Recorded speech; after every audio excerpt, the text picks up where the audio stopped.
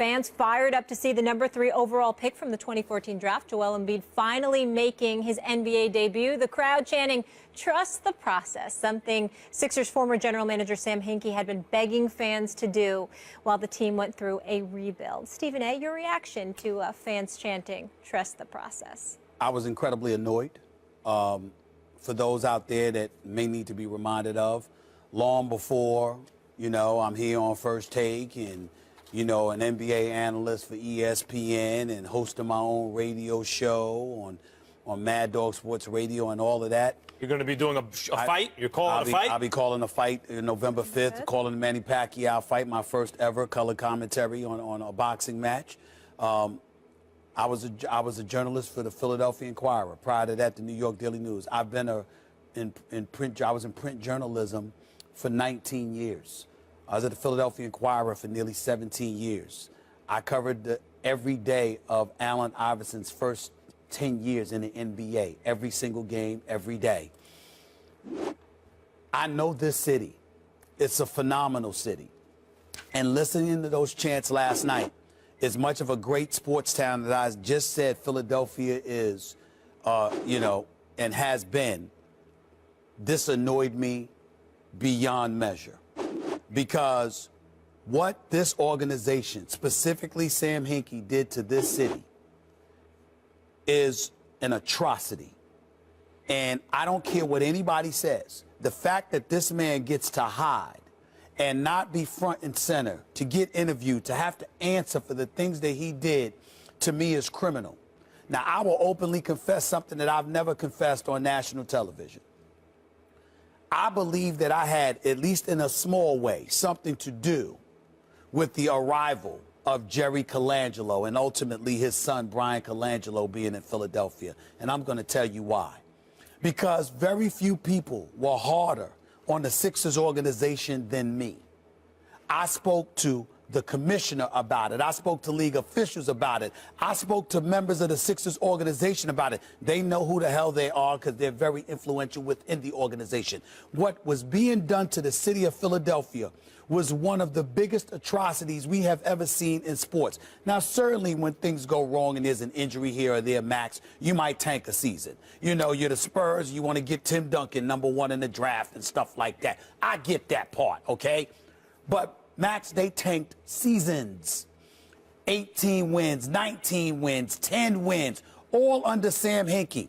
He refused to spend money, wasn't willing to draft veterans or bring veterans on the roster, trying to win basketball games. It is one thing to lose, but it is one thing to be so alarmingly inept that you literally sat back and asked a city, wait, eventually we're going to get there. So in the meantime, why not just stink up the joint for years? For years. While charging them ticket prices to pay to watch that horrible product that they put forth there. There is no, who the hell can't do that job? I can quit right now and do the job that Sam Hinkie did, because you're giving me the license to throw seasons, I understand that he was very adroit with the cap and in terms of the players that you bring and save them. I get all of that because you got a capologist to help you do that and an analytics dude with the numbers. I'm not knocking him for that.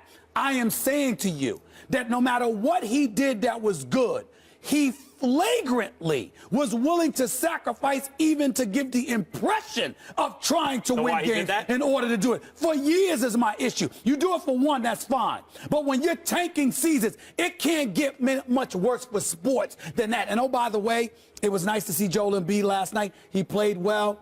You got a product like him. Look at the guards you had around him. I'm going to leave it at that.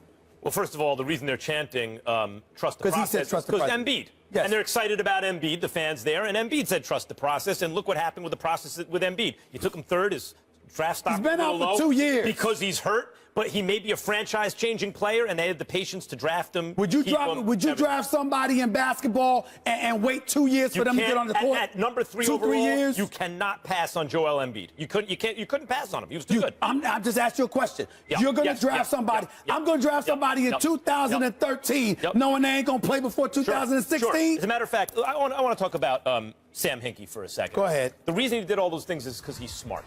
He is not the smartest guy in the room, but he is smart. He is smart. There are those who could have done what he did and made progress more quickly and also fielded a more competitive product, I believe. That's what I'm saying. That's possible. But just because you didn't hit the optimal thing you could have done doesn't mean you didn't do a good thing. Remember that 13-page letter he wrote when he resigned? I read it start to finish. I found that tone-deaf and self-congratulatory. Yes. However, there was lots of good stuff in it, and here were the two best things. You have to have a tolerance of uncertainty, and you have to be long science. You know, you don't short a stock, you're long on a stock. It means you keep it, you believe in it. He had a tolerance for uncertainty, and he was long science. He trusted the process. Now, he didn't bring it all together, not under his auspices, because the franchise got fed up with him and they lost patience, and maybe because it's people like Stephen A. Smith, maybe Stephen A. Smith himself, who accelerated that. And maybe that's not a good thing. I'm not going to lie to you. I begged them to get rid of him. Begged them. And maybe, begged them. And maybe that's not a good thing. For at least look a at year. The Sixers. Look at the Sixers right now. Unlike a franchise like the Knicks that was actually trying to be good and stunk on ice anyway for year after year after year, or when they are good, they're just mediocre, the Sixers have an extremely bright future. Not only a ton of great draft picks going forward, cap space, flexibility, great young talent on the roster. I'm not questioning any of that. They got players stashed in Europe. So look, just because it didn't all come together yet, that makes him having done a terrible job? Max, I was very, very clear in what I said. I said 19, 18, and 10 wins. It's one. Wait a minute. It's one thing to be that bad.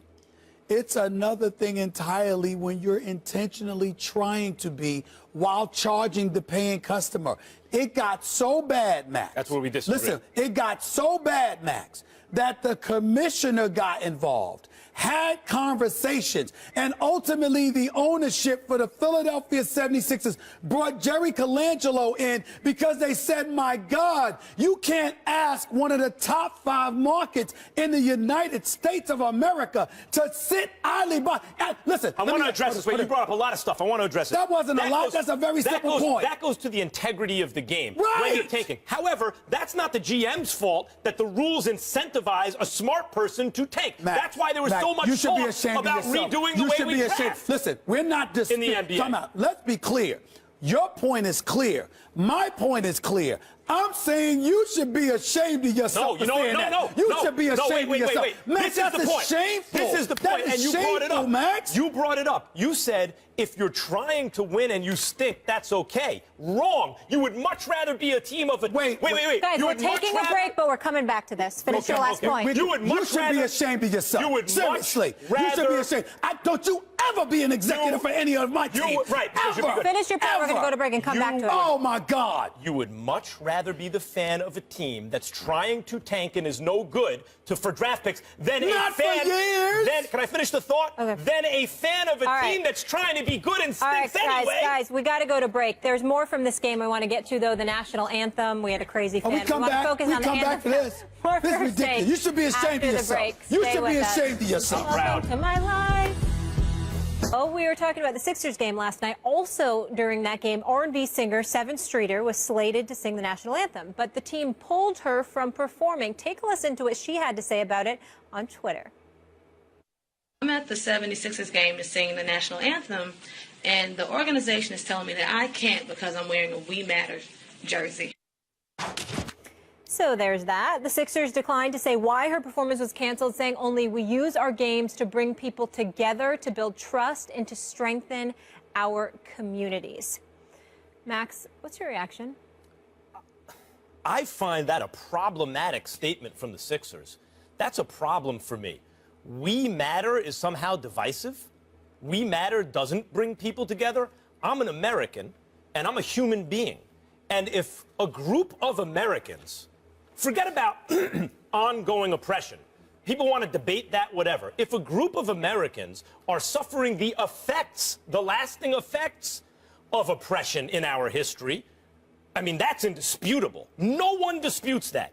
If a group of Americans and people are suffering that, and a member of that group wears a shirt that says, We Matter, that somehow excludes me or is divisive or doesn't bring people together. The only people that alienates or doesn't bring together is people of bad faith and bad will. I fail to see in any way how the Sixers statement isn't controversial and offensive. I'm offended by it. I don't wear a We Matter shirt, no, and I'm not African American, and I'm not a woman. But if she wants to wear that, We Matter is now a problem because it alienates people of bad faith who happen to be also paying customers. That's outrageous. I find that outrageous. I find it outrageous that the Sixers had a problem, the specific problem that they had with it. What I don't find outrageous is their decision not to let her sing the national anthem. It's perfectly within their right to do so. And we have to put on our big boy pants and whatever else we wear and start accepting the reality of certain situations. Yes, you want to go there and sing the national anthem. It is entirely possible that the Sixers are saying, well, if we allowed that to happen, then we have to allow somebody wearing a shirt that Black Lives Matter to sing the national anthem. And we have to allow. No. I'm just saying, even though I would disagree with it, I wouldn't like it, rather, I would still respect their right to do that. I am an individual organization.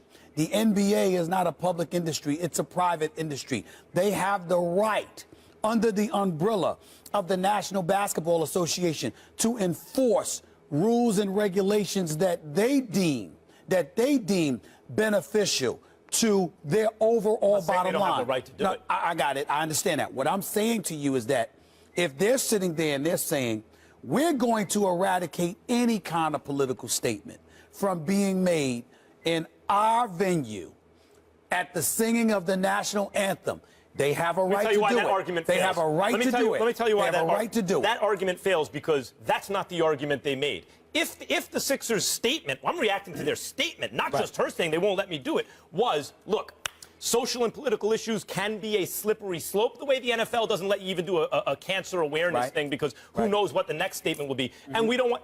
I could live with that. Okay, I could live with that. But that's the point I was making. That's the point you were making. Right. That's not the point they made. They didn't make the slippery slope argument. The argument they made is a shirt saying We Matter is somehow divisive, alienates some people. And what I'm saying is it does, though. Forget those people. You are putting, look, I know a business is amoral, not immoral, amoral. It's not about morality. It's about making money. But in a league and with franchises that talk about how they care and they work with the community and all those things, I think you have to give a little more consideration, not only to the bottom line, but to occasionally doing the right thing. And they're pandering to people of bad will and bad faith if those people are alienated by a We Matter shirt. You can say that. I disagree with that part. At the end of the day, if your bottom line is for patrons to come and enjoy the game and to make sure no political statements... Then say that. I'm just saying. They could have articulated their position better, but there is no question in my mind that they have not only do they have a right to do it, I can understand where they're coming from in terms of not wanting that to happen. You know how much of a privilege it is for any kind of artist to sing the national anthem at a venue. It's something that a lot of them clamor to do. So while you've gotten that opportunity to do so, I'm not saying that the young lady did anything wrong. I'm simply saying that if the Sixers sit up there and say that's not something they want. If they said love your neighbor, if they said love your neighbor, would that be bad? Now they're going to have a dress code then to dictate artists what they can't wear. You also have to take into consideration, we are talking about the city of Philadelphia, which is as blue collar as it gets, and you never know what level of fear comes attached with political statements being made if they find it disagreeable. If you are an organization that doesn't want to find yourself in the middle of that, and you are supported by a private industry that gives you the cachet and the muscle to